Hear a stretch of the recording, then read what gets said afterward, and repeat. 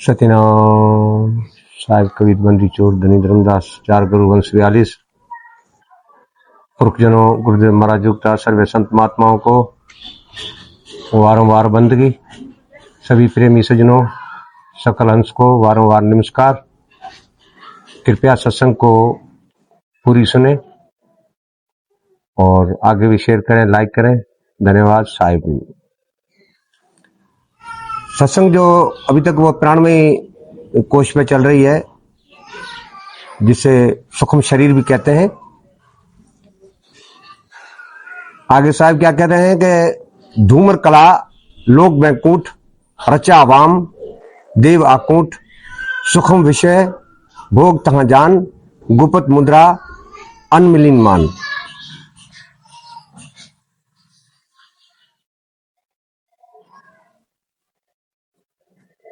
तो धूम्र यहाँ एक लफ्ज आया है जिसकी माना है धुएं जैसा। उसके बाद वामदेव गौतम या गोतर जो नस्ली गरुजन है, उनके उत्पन्न एक ऋषि।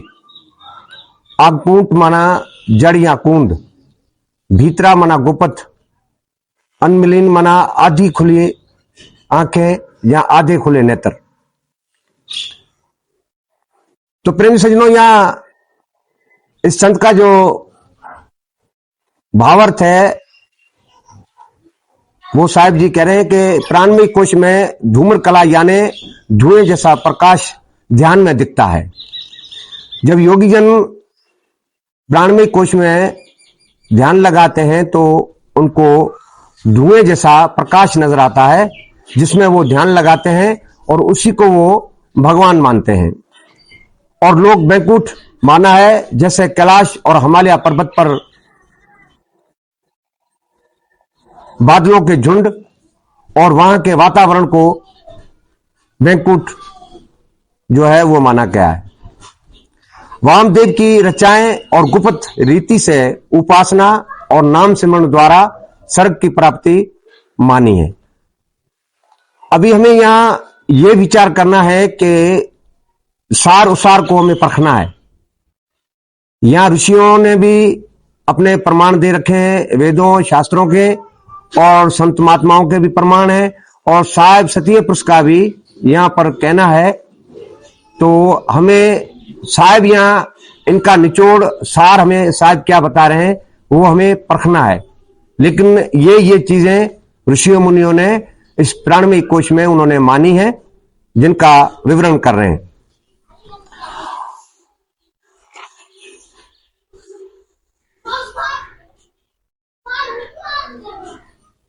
अच्छा, यहां वामदेव की रचाएं गुप्त रीति से उपासना और नाम सिमरन।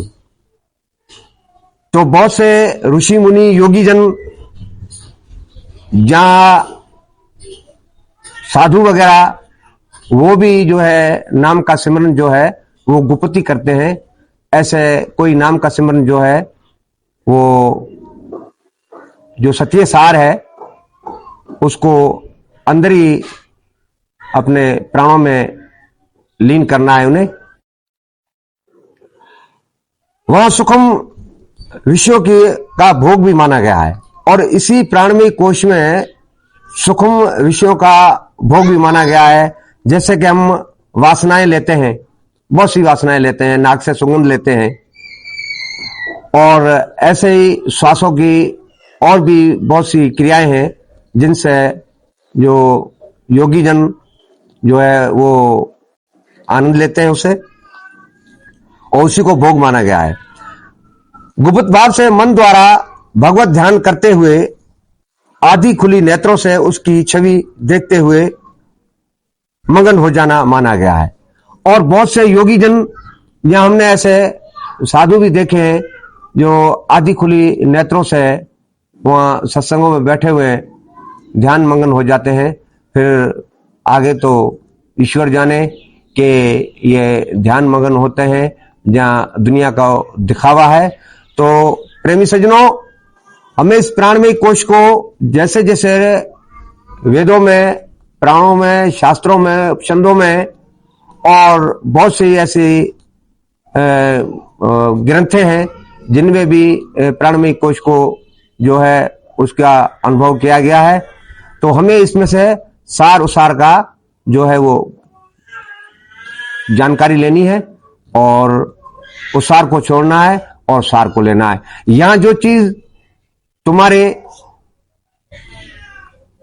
मोक्ष के लिए या तुम्हारे असली आनंद के लिए जो इन प्राणमय कोश में सूक्ष्म शरीर में जो आई है उनको चुनना है। कृपया आज की सत्संग यहीं पर। धन्यवाद। साई बंदगी। सतनाम।